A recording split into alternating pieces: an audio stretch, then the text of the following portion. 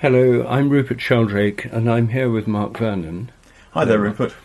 Mark and I meet from time to time and discuss things we're interested in, and that's the basis of these podcasts, and we hope that they'll help other people to carry on discussing similar themes.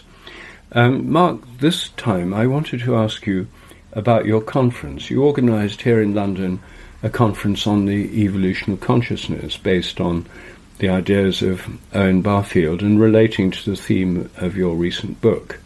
The book title? A Secret History of Christianity, Jesus, the Last Inkling, and the Evolution of Consciousness. The last inkling being the aforementioned Owen Barfield, yeah. Good. Well, anyway, you called together this group of people, and I was very sorry I couldn't be there because I had to be out of the country on the day you had it. So I'm very curious to know what happened and how it went. Yeah, well, the quick answer is it went really well. I mean, it was very heartening how it went. There was a great energy. It sold out and a lot of interest. And because we tried to construct the day to maximise individual people's participation as well as getting the key ideas across, that really seemed to work. And we had discussions, but we also had embodied practices as well. And it really felt like there was a lot of interest, a lot of sense of, what does this mean and where do we go from here, which I've been thinking about quite a lot since. So hence, it's quite good to talk about it now. I mean, maybe just to say what we really tried to nail in the day from the get-go was that this is not just about evolution of consciousness in many ways that can be taken. It was really to try to use Barfield's ideas, which echoed in other people as well, but Barfield, I think, really presented it clearly, and also, incidentally, an evidence base for it. But what he said was that our consciousness is participative, that we're agents in our own consciousness. This is the broadly idea from the Romantic tradition that imagination, for example, is an active thing. And it shapes the world in which we live. Particularly, it shapes the future. As it's sometimes said, the world we live in today was imagined yesterday, and the world of tomorrow is the one we're imagining now. So that very active participative element. But also, Barfield realised that genuine transformations of consciousness, as opposed to just developments of the already existing sense of what it is to be in the world, they go through cycles of dying and rising, real profound sense of alienation and loss and disenchantment, loss of meaning, very much the kind of experience we're having today. But this is part of the process. And the reason is because if you without that sense of kind of real loss and catastrophe even, there's no chance of a new experience of things being born, because we just try and sort of extend what we know already, keep current thoughts, current patterns, current perceptions kind of going as long as we possibly can. And it's only when they really run out, when they fall off the edge of a cliff, that we're thrown back onto the basics in our psyche, the basics in the universe, the divine, the ever-present origin, as Jean Gebser, another theorist in this area, put it. And from that, something new can be born. So I really like Barfield because he has these two elements, that we're both agents, but also there's a genuine sense of crisis, which can make sense of our times now. I see. I mean, at an individual level, there's through near-death experiences, for example, people nearly die, they have this experience, doesn't last very long, and they have a new sense of connection, purpose, it changes their lives. Some people get that through rite of passages, ceremonies in traditional cultures, some through psychedelics in our own. But these are individual transformations of consciousness, and what you're talking about is a more collective change of consciousness. So what did the participants in your conference think might happen? How might this happen more readily or better or sooner? One of the key themes that actually surprised me, but that came out quite strongly from two or three different contributors, and then from the discussion groups as well, was the theme of service. The idea that say the ego, the individual, really changes when it can find a way of being in the service of something greater than itself. And again, that's not to sort of denigrate the ego. It's not about like smashing the ego, or in more Christian terms, sort of denying yourself in a denigratory way.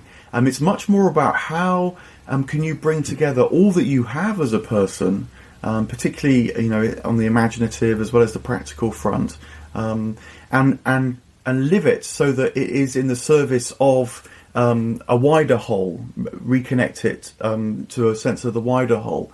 And that partly is difficult because it involves sort of stepping into the unknown. It requires having trust and faith in life, giving up, as it were, your own bubble and trying to move into a wider bubble. But several contributors expressed how actually you can look at the cosmos as already inhabiting this kind of pattern. So, for example, one contributor, Marilyn Monk, who's a scientist at UCL here in London, she talked about how her model of the cosmos, which has grown out of quite a strong sense of the value of scientific materialism, was to realise that any individual part in nature only, as it were, knows what it's doing when it relates to the bigger parts above it.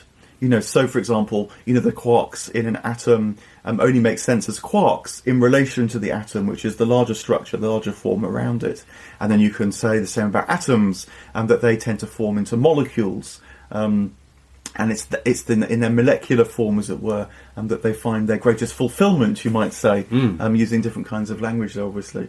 And then similarly, in spiritual traditions, the great task is how to relate your individuality, first of all, to the collective, but then how also the many can relate back to the one.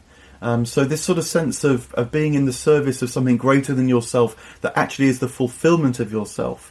This seemed to be a key idea that came out from the conference, and introduces not quite an ethical idea into the evolution of consciousness. I always get a bit cautious when things get reduced to ethical ideas, because it starts to feel like a kind of burden that you should feel guilty about and so on. It's much more of an imaginative idea.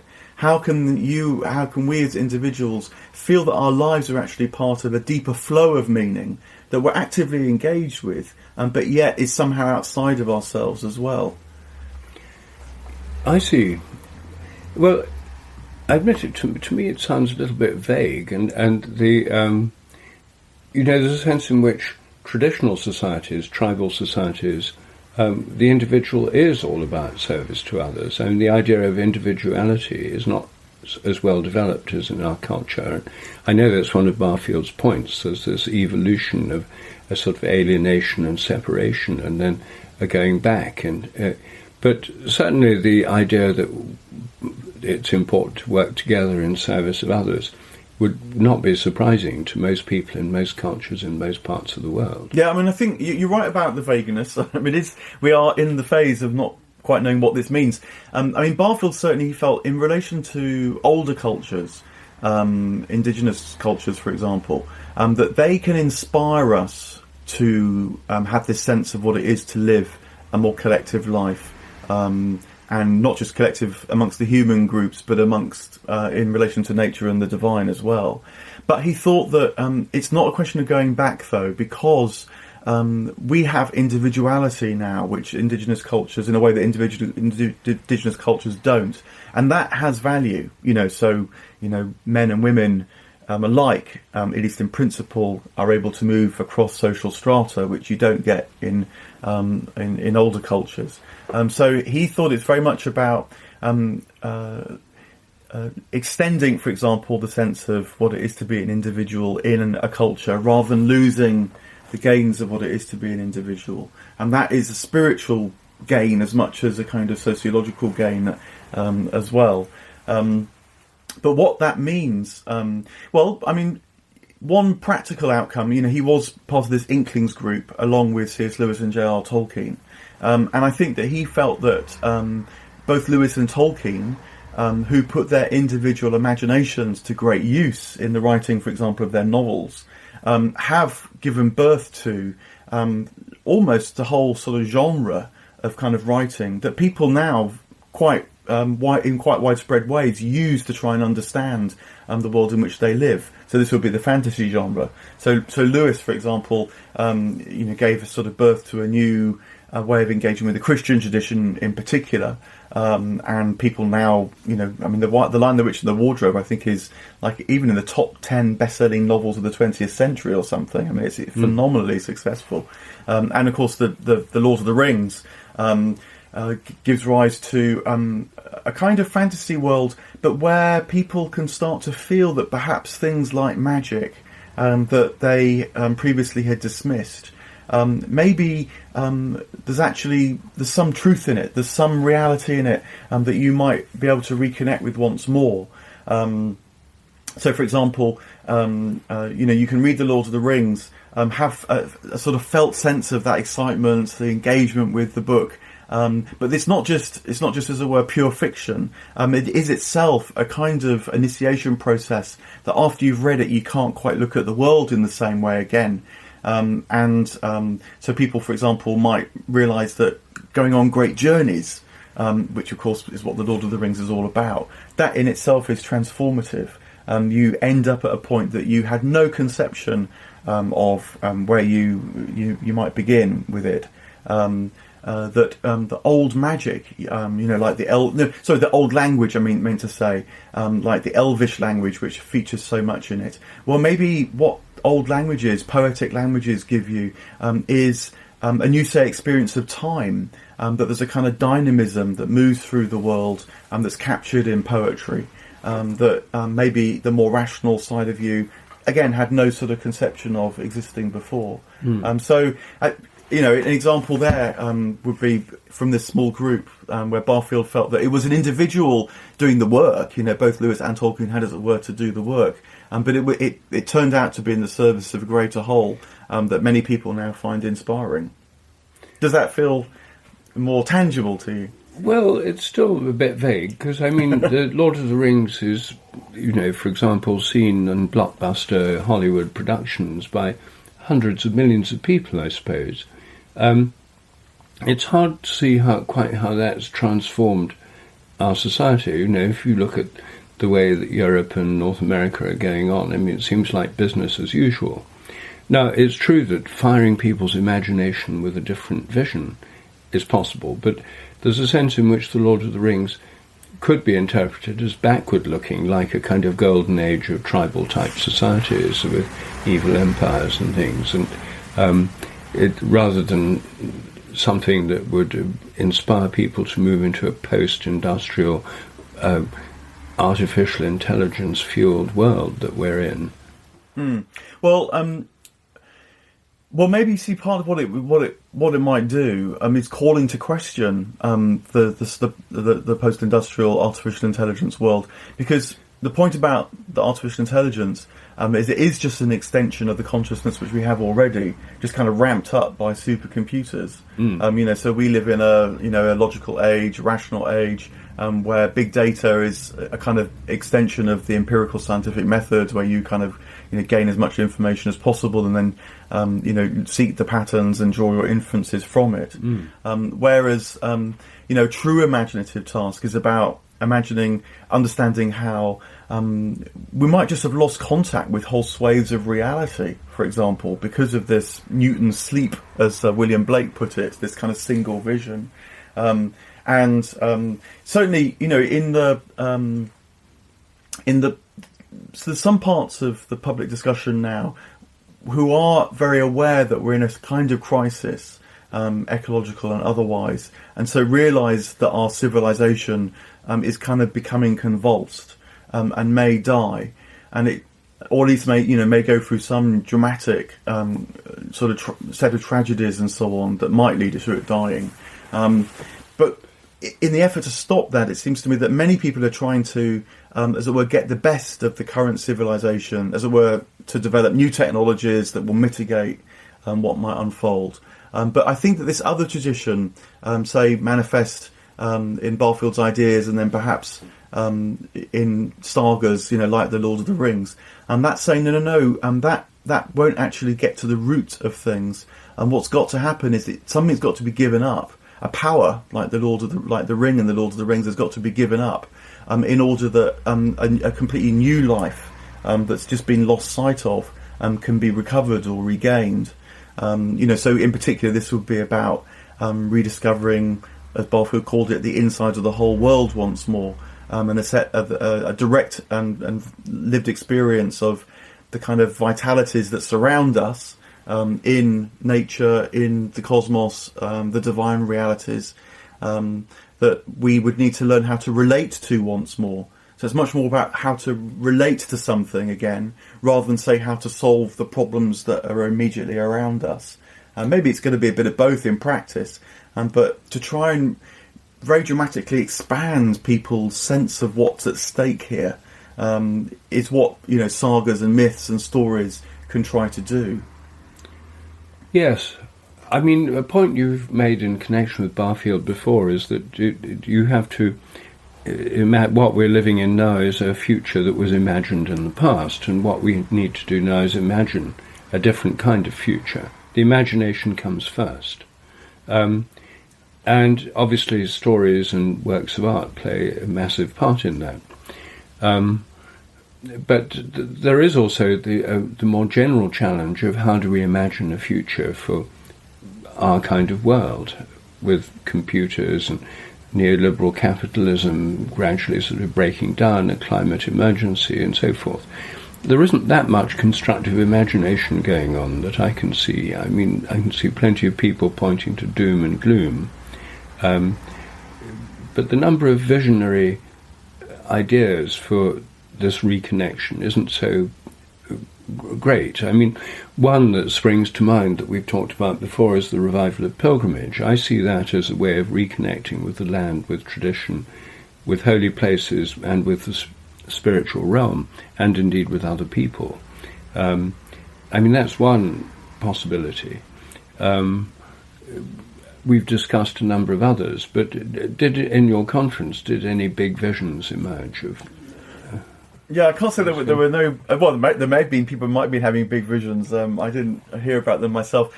No, but the two thoughts come to mind there. And let me see if I can sort of land them rather than just describe them abstractly, because I take the point. One is that I think the imagination that really makes for the new tomorrow is one where imagination morphs into inspiration. And even into intuition. These are kind of Barfieldian words that he got from Rudolf Steiner. And broadly the idea is that imagination can be just a kind of fantasy where you just generate, fantastical worlds or, all sorts of kind of colourful, maybe comic, maybe terrifying kind of visions. But they can come and go. I mean... psychedelic experiences, for example, very commonly give people all sorts of fantastical visions, but they kind of come and go, and they're not bad in themselves. But the question is kind of what happens to them next. And Barfield thought that really quality imagination that has a future becomes a kind of inspiration, because something shows itself to you that actually you can learn to relate to take in, can become inspiring and breathe new life into you. And so, for example, the founding of new religions would be a case in point. You might say, the life of Jesus was lived kind of imaginatively, in the sense that he wasn't living a normal life that normal people around him were living. But it didn't really take off and become Christianity until people could see that understanding things through that pattern of life opened up a whole new sense of what it was to be human.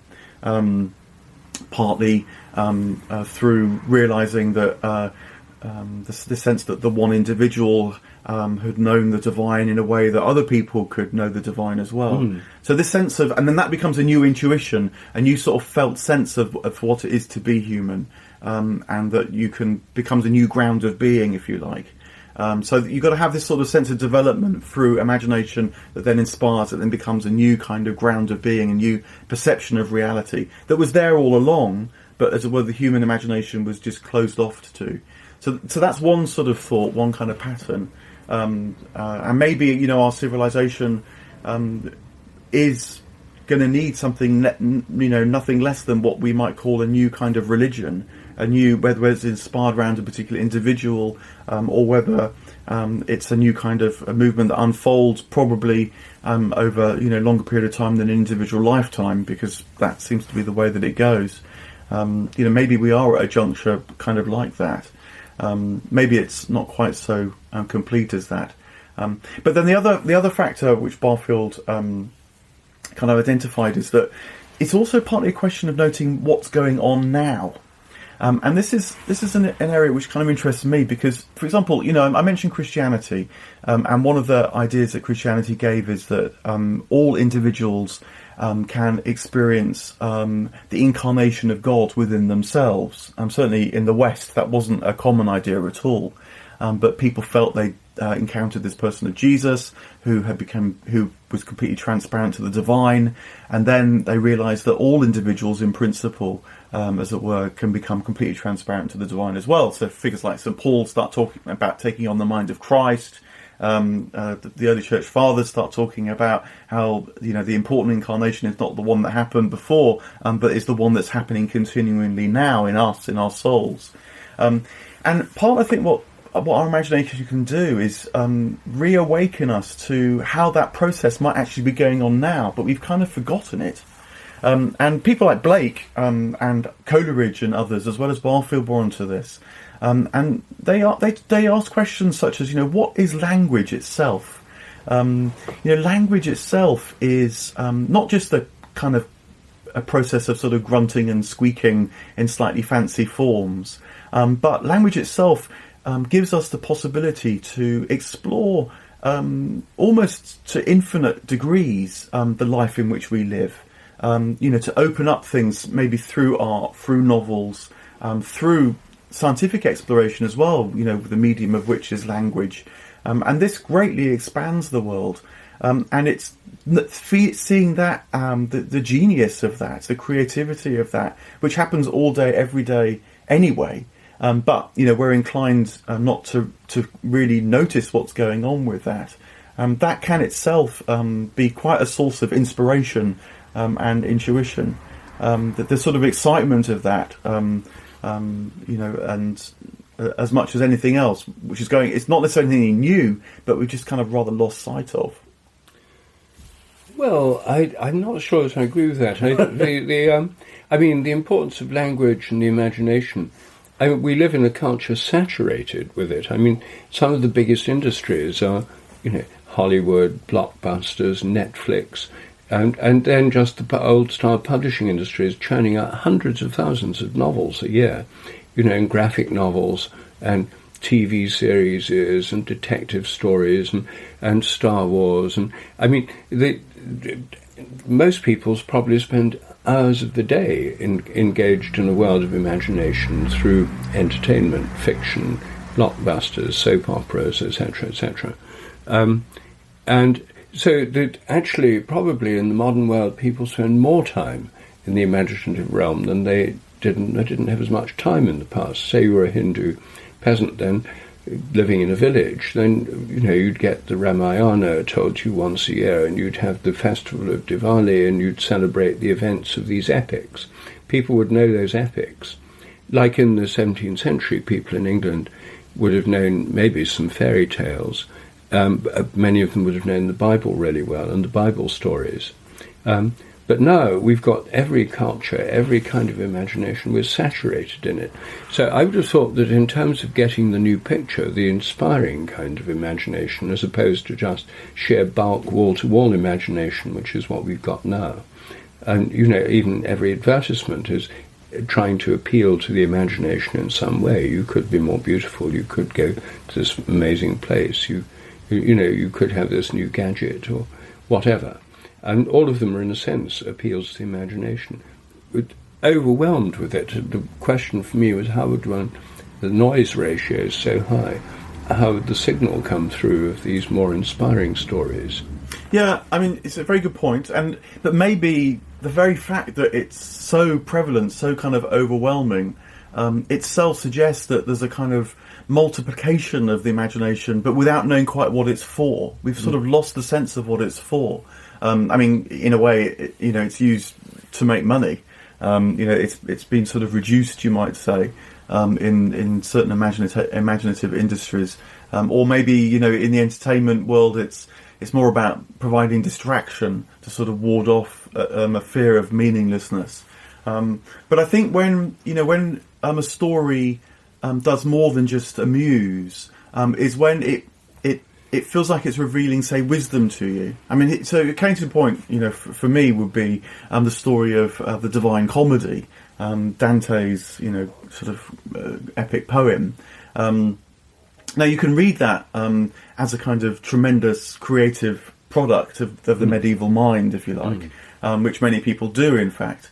It throws off a few kind of moral tales on the way, offers an interesting critique of the medieval church too, but nothing more than that.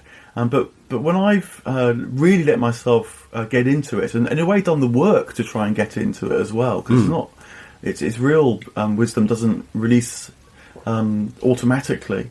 I've realised that this is actually an imaginative tale which might have real clues as to how to expand our consciousness once more, as Dante, as it were, rose into the heavens. So, for example, if you read Dante's Divine Comedy, particularly the Paradise, it takes on a distinctly astrological feel. Dante rises through various heavens, the moon first, then Mercury, Venus and Mars, Jupiter, Saturn, and so on, before leaving the planetary spheres, going through the fixed stars and so on. And one way of reading that is to say, it's an old kind of outdated medieval astrology. As C.S. Lewis put it, actually, the medieval mind sort of looked up into the sky and literally felt they were looking up through the heavens. But I wonder whether there's something more subtle which is required of us, which is to realise that Dante was not just looking with his literal eyes, but he was looking with a kind of imaginative sight, the mind's eye, you might say. Because you also notice in the Divine Comedy how Dante rises when he develops certain virtues, certain kind of capacities of perception. And it's as he can see more, as his mind's eye expands, that then he rises through, as it were, to the next sphere, to the next heavens. So, for example, to enter the sphere of Venus, he has to dramatically expand his sense of what love might be. In order to do that, it's not just, as it were, erotic attraction, but it's something about recognising that there's beauty in the cosmos as a whole, that sometimes takes on the characteristics of youthfulness, sometimes takes on the characteristics of kind of wisdom, and it's as he desires those elements in life more and more that he rises through the heavens of Venus. So this is kind of work in progress for me, but I'm wondering whether something like what might seem like old medieval astrology, by engaging with it truly imaginatively, and realising the imagination isn't just to amuse, but actually is to expand your perception, that this might be one way in which life can take on new forms, and rather than just imagination proliferating ad nauseam in various industries that you mention, we can be a bit more careful and discerning and use it to try and develop, a different kind of consciousness. I think part of this process of wider imagination has to involve a transformation of our scientific worldview, because right now we can imagine as much as we like about humans, but if the scientific worldview remains mechanistic materialism, all this is pointless. It's in a pointless universe of pointless unconscious matter and pointless evolution and chance evolution, and then when we die it's all over and it's all a matter of selfish genes and so on. I mean, the neo-Darwinian materialist worldview is deeply depressing and leaves a very limited scope for human imagination. It's all in human brains and it's just about entertaining humans and distracting them and stuff. But as we move to a more panpsychist or animist worldview, something we've discussed many times before, then we have a sense of being alive in a living cosmos, a living earth of which we're part. And without going back to medieval astrology and astronomy, we can recover a sense of, or at least rediscover a sense of the heavens as alive. one of my themes, which we've discussed before, that I'm keen on, is the sun conscious. If the sun's conscious, if the other stars are conscious, if the whole galaxy is conscious, if the whole universe is conscious, then or has experience, or has some kind of mind, then we're automatically part of something vastly bigger than ourselves, compared with mechanistic materialism, where the only conscious beings in the universe are humans, possibly higher animals as well. And so this reimagining on something that goes beyond the limited echoing chamber of human imaginations and human motives has to expand out into a universe which is more than mechanical and more than pointless and animate, or in some, and that is a new story that's unfolding, because within science this transformation is actually happening right now. The old mechanistic materialism of the 20th century is beginning to look very threadbare and coming apart at the seams. Yeah, so I mean, but if panpsychism is going to extend beyond, if it's not just going to be a kind of extension of scientific materialism, a way of trying to explain how we're conscious, and by a kind of a proposal that some kind of nascent consciousness must be present in all matter, if it's going to be more than just a kind of semi-mechanistic theory, covering up the embarrassment of the fact that we're consciousness, as it were, then it does raise the question of so how might we relate to this interiority that's proposed, say, in the sun? What might the sun's consciousness be like? And maybe, there are imaginative clues that you might get from, say, old astrological notions, or maybe not old astrological notions. It's very standard, in the medieval world, to think that the sun's physical light is just one aspect of the spiritual light, which is what we really experience. So someone like William Blake would say that the warmth of the sun, the golden colour of the sun, the beauty of the rising or the setting sun, that light, golden beauty and so on, that is the spiritual element of the sun's light, as it were. The physics of the sun's light it's a rather narrow thing compared to the full experience that we already have of the sun. So as he said, I'm not seeing more in the sun, I'm seeing more of the sun with my mind's eye. And so I think that to use the imagination and to see whether clues from the medieval mind and maybe the early modern mind, like William Blake, mystics and visionaries, can actually expand and help us to relate to the sun in new ways. That the science, maybe because it's reaching the limits of its own capacities, is suggesting might be there anyway. Maybe we're going to have to bring those two elements together, the imaginative, yes, as well as the purely sort of theoretical, to try and explain things as we see them at the moment. But I think the other element, in addition to that, is the fact that in other cultures, like India, in the Hindu tradition, the equivalent of the Lord's Prayer is one of the most common prayers in the whole, that every Hindu knows. It's taught to young Brahmins, like a bar mitzvah, as an initiation, is the Gayatri mantra, which is precisely a chant to the sun, asking for the divine splendour of the sun to illuminate our meditation, where the idea is that the sun is a portal of the divine light that illuminates our minds, very similar to the vision you were putting forward as a medieval astrological vision. But that's, in India, it's not medieval, at least it's not something we have to look back into. It's something going on today for millions of Hindus on a daily basis. So there are cultures, if we look at other cultures, which haven't lost this sense of a connection to living nature, which in the West was obliterated to a large degree by the mechanistic materialist worldview. That too can feed into this imaginative adventure that we're talking about. I think, in fact, it's an essential part of it. Yeah, and I think that we have to move beyond just the purely rational and, maybe like you're suggesting there, think about ritual as ways of knowing. And this element of service, which, I was mentioning before, that using all that we have as human beings, but to try and learn how to relate to a wider whole.